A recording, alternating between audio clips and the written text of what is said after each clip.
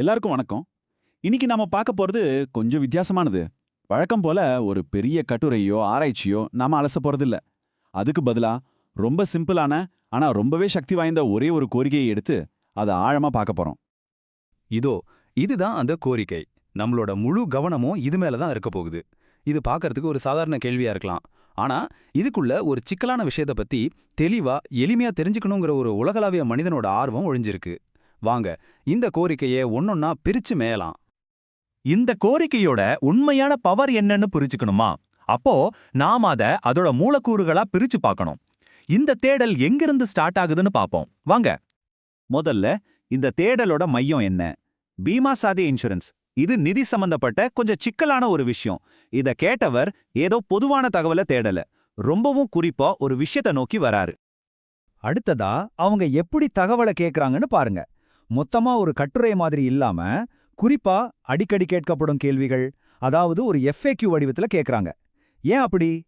ஏன்னா அந்த வடிவம் தான் தகவலை ரொம்ப எளிமையா நேரடியா புரிஞ்சுக்கிற மாதிரி கொடுக்கும்.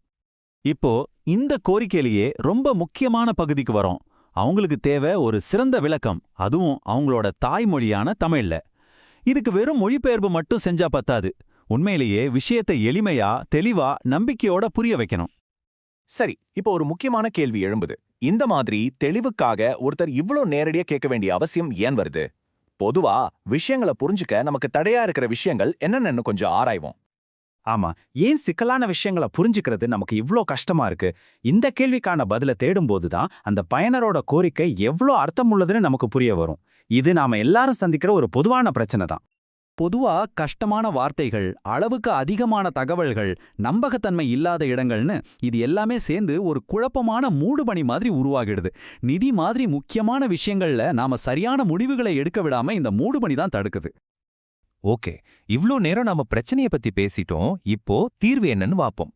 அந்த பயனர் என்ன கேட்டாரோ அதையே நாம இப்போ உருவாக்க போறோம்.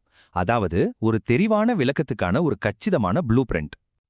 அப்போ ஒரு சிறந்த விளக்கம்னா நிஜத்துல என்ன அர்த்தம்? அது ரொம்ப தெளிவா, எளிமையா, நம்பிக்கைக்குரியதா இருக்கணும். அது மட்டும் இல்லாம ஒருத்தரோட மனசுல இருக்கிற முக்கிய கேள்விகளுக்கு நேரடியா பதில் சொல்றதா இருக்கணும். பாத்தீங்களா, இது எல்லாமே அந்த முதல் கோரிக்கையில இருந்த விஷயங்கள் தான். வாங்க நாம சேர்ந்து ஒரு சரியான FAQ-வை எப்படி உருவாக்கலான்னு பார்ப்போம். அந்த பயனரோட கோரிக்கைய ஒரு தெரிவான செயல் திட்டமா மாத்தலாம். இந்த ஒவ்வொரு படியையும் கொஞ்சம் கவனிங்க.